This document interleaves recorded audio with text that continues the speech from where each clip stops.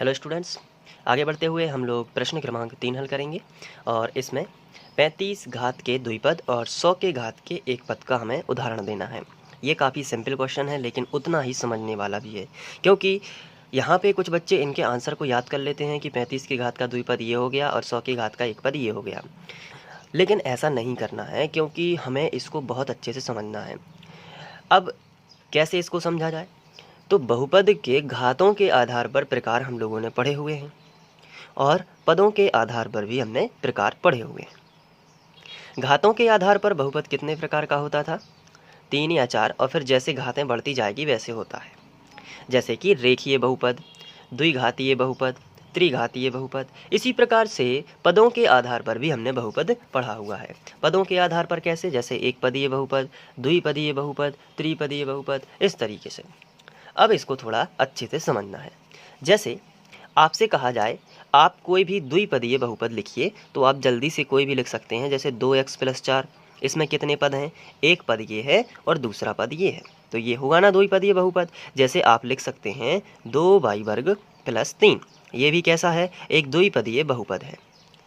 आपसे अगर कहा जाए कि द्विपदीय बहुपद में लेकिन घात आपको 4 की रखना है, तो आप कैसे लिखोगे? आप इसी में घात बस 4 की कर दोगे और द्विपदीय बहुपद लिखोगे। कैसे लिखोगे? 2/4 की घात + 3। तो ये कैसा होगा? ये 4 की घात वाला द्विपदीय बहुपद हो गया। जैसे आपसे कहा जाए एक पदीय बहुपद लिखिए, तो आप क्या करोगे?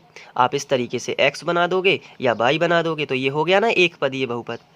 या फिर आप z भी बना सकते हो, ये भी एक पदीय बहुपद है। या फिर आप 3x भी लिख सकते हो, ये भी, इसमें भी एक ही पद है। तो इस तरीके से अगर हमसे मन से कहने के लिए बोला जाए कि आप एक पदीय बहुपद लिखिए, तो बहुत सारे एग्जाम्पल है। यदि आप द्विपदीय बहुपद के बारे में देखें तो इसके भी कई एग्जाम्पल हैं, बहुत सारे। त्रिपदीय बहुपद के भी कई सारे एग्जाम्पल हैं। लेकिन कुछ खास कंडीशन में, जैसे यहाँ पे बोला गया है कि 35 के घात का द्विपद लिखिए, तो पहले तो आप कोई भी द्विपद लिख दीजिए। जैसे 6x + 2, ये द्विपद है कि नहीं है? बिल्कुल है। अगर आपसे बोला जाए द्विपद लिखिए, तो 6y + 3, ये भी एक द्विपद है। लेकिन 35 की घात का द्विपद लिखना है, तो आप किसी भी द्विपदीय बहुपद में यहाँ पर 35 की घात लगा सकते हैं, यहाँ पर भी 35 की घात लगा सकते हैं। तो ये 35 की घात का द्विपद हो गया। यहाँ पर भी वही केस है, ये भी 35 की घात का द्विपद हो गया। यहाँ पे कोई दूसरा स्टूडेंट इस तरीके से भी लिख सकता है x + y और x के ऊपर 35 की घात, ये भी 35 की घात का द्विपद है। या x + 3 लिख सकता है और ये 35 की घात, तो 35 की घात का द्विपद है। तो इसके बहुत सारे एग्जाम्पल हैं। कोई एक उदाहरण लिखना है तो हम यहाँ पे लिख सकते हैं कि 35 की घात का द्विपद। हम यहाँ पे पहले हेडिंग डालेंगे 35 की घात का द्विपद, और सबसे पहले हम कोई भी द्विपद बहुपद लिख लेंगे, कोई भी द्विपद बहुपद। जैसे हमने लिखा x + 6, ये एक द्विपद बहुपद है ना, क्योंकि इसमें कितने पद हैं? एक और एक, दो। लेकिन 35 की घात का चाहिए, तो घात कितने की लगा सकते हैं हम? 35 की। इस तरीके से। अब ये ज़रूरी नहीं है कि इसका एक ही एग्जाम्पल हो, इसके कई सारे एग्जाम्पल हो सकते हैं। लेकिन शर्त क्या है कि द्विपद होना चाहिए और घात कितने की होनी चाहिए? 35 की होनी चाहिए।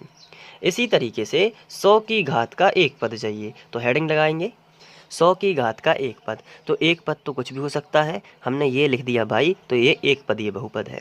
अब इस पर यदि हम 100 की घात लगा दें तो ये 100 की घात का एक पद हो जाएगा। तो इस तरीके से हम बहुत सारे एग्जाम्पल लिख सकते हैं। अब x के ऊपर 100 की घात लगा दीजिए, तो x के हो गया। तो इस तरीके से हो सकता है। उम्मीद है कि आपको समझ में आ गया है। Thank you.